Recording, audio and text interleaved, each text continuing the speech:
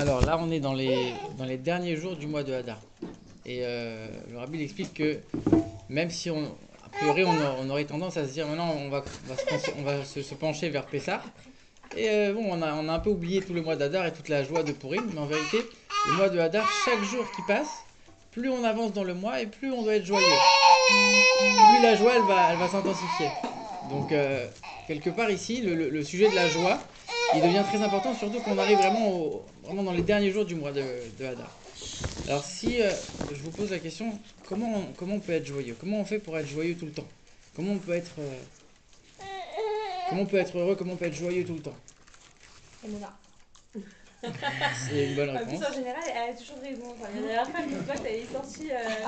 Quand on dit la Emouna, en général, c'est la bonne réponse à plein de questions. À plein de questions. Comme ils sont généreux, ça passe. Mais c'est vrai, c'est quelque part, ça joue un peu là-dessus. Le Mais, remerciement. comment? Le remerciement. Ouais, ouais, ouais, ça c'est une très bonne clé, ça. Ouais. Bon, Benjamin, il a toujours les réponses. Non? Non, bah, c'est ça, le bitachon. Comment on va être pour tout le temps, tout le temps? Ouais, le bitachon, ok, ouais. Et tu vois. Ah ouais, on vient de se dire, ouais, c'est ça, c'est le remerciement. Pas Vita. On travaille sur l'amour. Se dire qu'on ne mérite pas ce qu'on a, quoi. Ça, c'est une très bonne clé. Alors, lui, il a donné une très bonne base. Très, très bonne base. Et ça va être le fil conducteur de la réponse. Alors, en vérité... C'est ma première bonne réponse. Depuis le début des cours. C'est le bon départ. Il fallait que tu sois seul pour ça, c'est bon ça. Alors, dans les livres de Chassidut, on fait une espèce de... En fait, c'est même pas dans les livres de Chassidut, c'est dans le Zohar qu'on parle de ça. On dit qu'il y a plusieurs personnages du Chumash qui ont cherché comment être joyeux, comment être heureux tout le temps. La première qui a cherché ça, c'était Chava. Chava, qu'est-ce qu'elle a cherché? Elle a cherché le plaisir. Je veux avoir un plaisir physique, et donc ça va me rendre heureux. Elle a vu que le fruit de l'arbre, il était beau, que l'arbre, il était beau visuellement, qu'il était bon au goût. Je vais avoir un plaisir physique, et ça va me rendre heureux. Mais on dit que Chava, elle a échoué. Le plaisir physique, c'est bien, c'est un moyen, mais c'est pas ça qui va vraiment nous permettre d'être joyeux tout le temps. C'est passager. C'est juste un moyen pour arriver à quelque chose. On est content, on s'en sert, mais c'est pas ça le but, c'est pas ça le bonheur. Ensuite, on a Noach. Noach, il a aussi cherché à être joyeux, à être heureux tout le temps. Qu'est-ce qu'il a fait, Noach? Il a planté une vigne, il a fait du vin, il s'est enivré. Alors, qu'est-ce que ça veut dire? Qu'est-ce que ça représente? Ça représente le fait de se déconnecter de la réalité. Je vais fuir mes problèmes. Alors, c'est pas forcément dans l'alcool. Lui, il a fait avec l'alcool. Mais ça veut dire, par exemple, passer une nuit blanche à regarder Netflix, par exemple. Ou alors une journée entière sur les jeux vidéo. C'est-à-dire que le fait de se déconnecter de notre réalité, on va essayer de chercher quelque part un peu son accomplissement à l'intérieur et essayer de chercher une forme de bonheur dans ça. Et on dit que Noach aussi, il s'est trompé. Noach aussi, il a échoué. Parce que ça encore, on peut pas être heureux si on est dans une vie qui n'est pas la nôtre. Encore une fois, à chaque fois que tu vas t'extraire, c'est passager, tu vas à chaque fois revenir à la réalité. Et si tu la transformes pas la réalité, c'est comme, j'avais entendu aussi, il y a un ami à moi qui faisait un cours et il expliquait qu'il a beaucoup de jeunes qui viennent à ses cours qui fument pas de la cigarette. Et il dit, nous on aime bien, ça nous permet de nous connecter à Dieu, on se sépare un petit peu du monde et tout. Il dit, mais... Et il a trouvé une lettre du rabbi qui répond à ça, qui dit que finalement le but c'est pas de se déconnecter du monde. Le but c'est justement de rester dans le monde. Parce que se connecter à Dieu quand tu sors du monde, quelque part c'est facile. Le service de Dieu c'est pas je vais appuyer sur un bouton et c'est tout magique, ça marche pas. Quand on dort, on se connecte. Et ça non plus, on avait fait le cours de Shavuot, qu'ils avaient dormi et nous on devait réparer en ne dormant pas justement. Shavuot, on avait fait tout un cours pour expliquer que justement il ne faut pas se déconnecter du monde. Donc essayez de fuir les réalités, essayez de se déconnecter de notre environnement, de notre vie au quotidien. C'est pas une solution non plus. Et c'est vrai que ça peut être tentant. Alors encore une fois, tu vas le faire une fois, deux fois, trois fois. Mais jusqu'à quand? Jusqu'à où tu vas quand est-ce que tu vas t'apercevoir qu'il y a un problème? Ça peut pas durer une perception de la vie comme ça. Donc Noach, il a pas réussi. On dit qu'il a échoué. Et après, la troisième qui a essayé, c'est Sarah. Et Sarah, on dit qu'elle a réussi. Qu'est-ce qu'elle a fait, Sarah? C'était quoi sa clé? C'était quoi son astuce pour être heureuse, pour être joyeuse tout le temps? Encore une fois, c'est deux notions différentes, mais ici on va peut-être pas forcément rentrer là-dedans, mais heureux ou joyeux, on va se concentrer sur la notion en général. C'était quoi la clé que Sarah nous a donnée? À la rue. Hein? À la rue. C'était le beau Israël. Ouais, c'est quelque part un petit peu, c'est un peu lié, ouais. Le miracle, c'est une notion du miracle. Ouais, ça aussi, tu te déconnectes de la réalité, le miracle, c'est un petit peu la même. Ça marche pas. Hein? Ça peut être pas mal ça. Alors en vérité, la réponse c'est un petit peu ce que Raphaël il a dit. La clé elle est dans l'humilité. Alors a priori on n'a pas du tout l'habitude de faire la connexion entre ces deux notions, l'humilité et la joie. Quel rapport? A priori c'est deux choses qui sont complètement opposées. Comment je vais être joyeux quand est-ce que je vais être joyeux? Quand je vais être humble. Quel rapport? Et c'est ce qu'il a dit, c'est exactement ça la réponse. C'est-à-dire que quand on est une certaine forme d'humilité, quand on est humble, chaque chose qui va arriver dans la vie, on va se dire, ça, Dieu il me le doit pas, quelque part. C'est quelque chose qui me donne en plus. Ça veut dire que, on voit que nous, dans la vie de tous les jours, quand on nous donne des surprises, des cadeaux, on va être content. Imagine que tu as une vie où tous les jours, tu as une nouvelle surprise, quelque chose de nouveau, et du nouveau, et du nouveau. L'homme, il aime la nouveauté. Il aime quelque chose en plus. Et si tous les jours, tu as une petite surprise, on ne parle pas que tu as amené la même surprise tous les jours. À ce moment-là, c'est plus une surprise. Mais quand tous les jours, tu as quelque chose de nouveau. Alors en vérité, il y a plein de... Ça peut se décomposer en plein de manières de voir les choses. Mais par exemple, quelqu'un qui va travailler, il peut essayer de trouver son bonheur dans son travail en fonction de s'il arrive à faire quelque chose de différent tous les jours. Ou quelqu'un qui va étudier la Torah toute la journée, il va à chaque fois étudier, trouver quelque chose de nouveau. À chaque fois, il va trouver des nouveautés.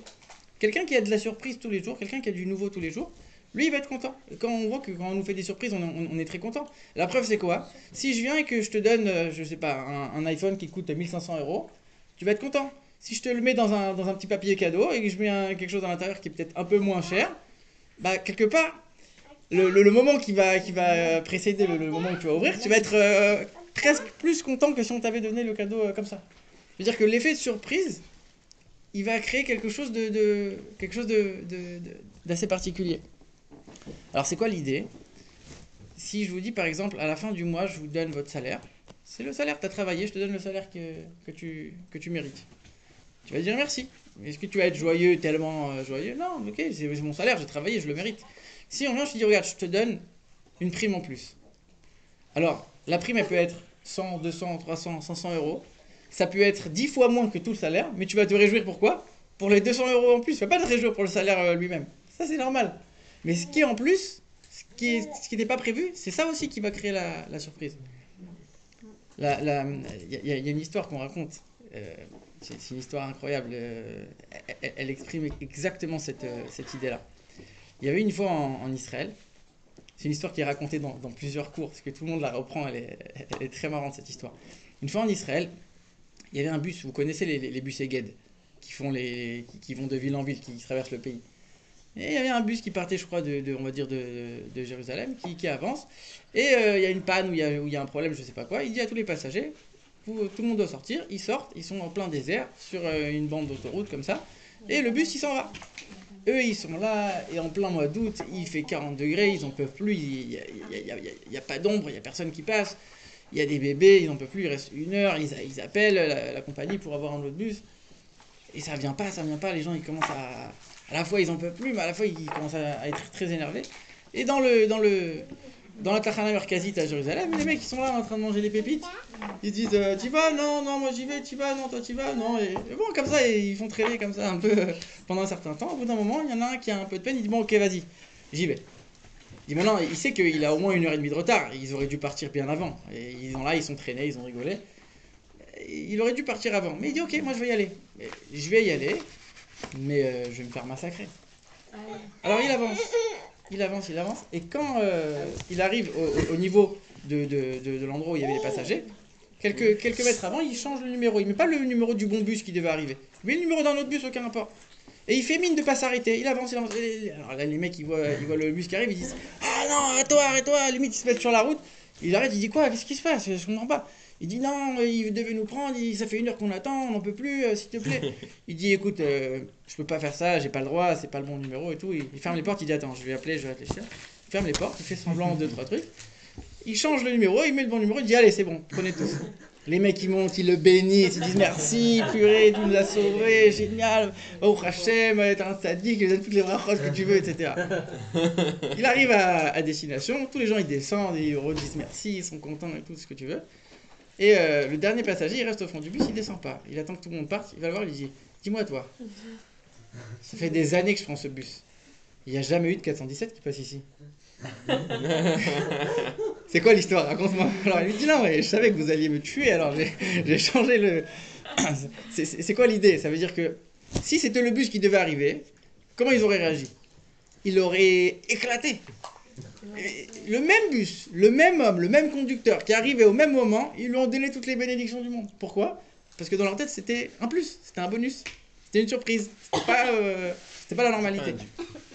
Quand on réalise qu'il n'y a rien qui nous est dû, Dieu il nous doit rien. Dieu il nous doit rien. Si je vous dis, est-ce que vous seriez content si je vous donne 10 millions d'euros? Ah oui, là on parle de la joie, on parle d'être content, là vous seriez content. Si je vous dis ok, je te donne 10 millions d'euros, par contre tu perds la vue. Qui accepterait? Personne. J'ai peur en famille. Hein? Mais qui accepterait? On dit de perdre la vue, pas de quelqu'un qui l'a pas. Personne n'accepterait.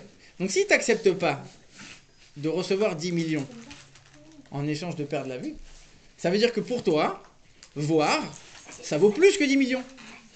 Mais alors pourquoi quand tu te lèves le matin, t'es pas content comme si tu avais 10 millions sur le compte? Enfin, Tu te lèves le matin. malade pour te dire, Alors justement, nous on est en train d'essayer de réfléchir à ça pour ne pas arriver dans des situations où on nous enlève pour comprendre qu'il nous manque. Faut justement réaliser qu'à chaque fois, chaque jour, tout ce qu'on a, c'est un plus. Dieu il nous doit rien. Chaque chose qu'on va avoir, chaque chose qu'on va mériter, chaque bonté, chaque bienfait que Dieu il nous accorde à chaque seconde, dans tous les domaines, peu importe, il faut réaliser que ça vaut des millions. Et même les gens qui sont pas forcément en bonne santé, il y a toujours quelque chose qu'on peut trouver de positif. Et en fait, il faut essayer de changer de lunettes. Ça, c'est la clé. C'est un peu ce qu'il a dit. Essayer de changer de lunettes. De savoir que rien ne nous est dû. Tout est un plus, tout est un bonus. C'est comme ce bus qui arrive comme ça, qui n'était pas prévu. On doit savoir chaque chose, c'est quelque chose en plus à prendre. Il y a eu une autre histoire encore c'est un petit peu la même idée. Quelqu'un qui était en déplacement pour le travail. Et il voit qu'il ne va pas réussir à prendre le train à temps pour rentrer chez lui pour Shabbat. Alors, il rejoint la synagogue de la petite province où il est, et il va voir les gens, et il trouve quelqu'un qui veut bien l'accueillir, etc. Il va manger Shabbat, et bon, il mange très peu parce qu'il a honte. Normalement, chez lui, il renverse la table, il vide tous les ramequins, il les essuie, il les trucs. Là, il prend deux, il dit non, ça va, j'ai pas faim, un truc. Il a mangé 3 fois rien, il a pris très peu de place, il a rien dit. Et il rentre chez lui à la maison, il va offrir un bouquet de fleurs, il va faire livrer des chocolats pour dire merci, il va dire merci des milliers de fois. Il dit mais par contre ta femme qui fait à manger tous les Shabbats, tu lui as envoyé les fleurs, tu lui as envoyé le chocolat, tu lui as dit merci, mais là tu as mangé 10 fois plus que ce que tu as mangé chez ton hôte. Donc ça veut dire que, encore une fois, il faut juste avoir la notion de ce qu'on a, savoir accorder de l'importance aux choses qu'on a, savoir changer de regard. Et en vérité, Sarah, elle avait compris ça. Sarah, elle vivait avec cette notion au jour le jour. Elle voyait le monde avec ces lunettes-là. De dire que chaque chose qui m'arrive, c'est un bonus. Donc quand il va t'arriver quelque chose qui est un peu moins bien, tu vas dire ok, c'est pas grave, de toute façon, il n'y a rien qui m'est dû. Là, c'est pas comme j'avais prévu. Ok, tant pis. Et juste où on voit que Sarah, elle a fait comme ça? Ça, c'est dans le Zohar. En fait, on dit que Sarah, elle est descendue en Égypte. Et malgré tout, elle ne s'est pas corrompue là-bas. Et on parle là-bas, on dit que ce qui lui avait permis de tenir, c'était essentiellement sa qualité de l'humilité. Moi, j'avais, dans le même concept, j'avais entendu un cours du Ravuzan, c'est celui qui citait sur Toravos. Il avait dit justement sur le même sujet que la première, je ne sais pas si c'est la première, mais dans mes souvenirs, il avait dit que c'était la première, mais c'est à prendre avec des précautions. La première matriarche, entre guillemets, qui a vraiment dit merci, il avait dit, il me semble que c'était Léa, où on voit quand elle a eu son 4e enfant, Yehuda. Pourquoi elle a dit merci Yehuda, qui vient de Odaa, qui veut dire remerciement en hébreu? Pourquoi au bout du 4e et pas au bout du 1er? Elle aurait pu dire merci au bout du 1er. En fait, parce que comme elles étaient 4, par prophétie, elles savaient qu'il y avait avoir 12 tribus, il y allait avoir 12 enfants, et qu'elles étaient 4, pour elles, normalement, c'était voilà, 12, normalement, c'était 3 chacune. En fait, pour elle, ça lui était dû qu'elle ait 3. En fait, elle a remercié vraiment au bout du 4e parce qu'en fait, c'est quelqu'un qui ne lui était pas dû. Et c'est vraiment là qu'elle a remercié en fait. Et le vrai remerciement en fait, le remerciement vraiment qu'elle a exprimé vraiment le fond du cœur, c'est sur le surplus en fait. C'est exactement ça. C'est exactement la même histoire. C'est ça, ça m'a fait penser. Il y a plusieurs années que j'ai écouté ce cours, mais je l'avais retenu. Razak, c'est exactement ça. Mais alors, en vérité, justement, nous, le travail, c'est de ne pas attendre le 4e pour revoir les choses comme ça. C'est que dès le premier, t'as un enfant, t'arrives à avoir un enfant, c'est un enfant qui naît en bonne santé, c'est un miracle. Quand tu vois le nombre de problèmes qu'il peut y avoir, mais il faut savoir que c'est un plus, c'est un bonus. C'est Baruch Hashem, c'est magnifique, il faut être heureux. Donc ça, voilà, ça c'est la clé. Donc ne pas sortir de la réalité, ne pas chercher à fuir le monde réel, ne pas chercher non plus à poursuivre des plaisirs physiques et matériels toute sa vie. Essayez au contraire de voir les choses avec des surprises, de voir les choses que chaque chose peut être une nouveauté, chaque chose peut être un plus, chaque chose peut être un bonus. Et c'est que comme ça qu'on pourra atteindre le vrai bonheur. Et on sait que dans la Torah, quand on vit avec le calendrier juif, quand on vit avec la Torah et le mitzvot, chaque jour il est différent, chaque jour il est nouveau, chaque jour il apporte quelque chose de nouveau, quelque chose en plus, et c'est ça qui nous permettra d'atteindre le vrai bonheur.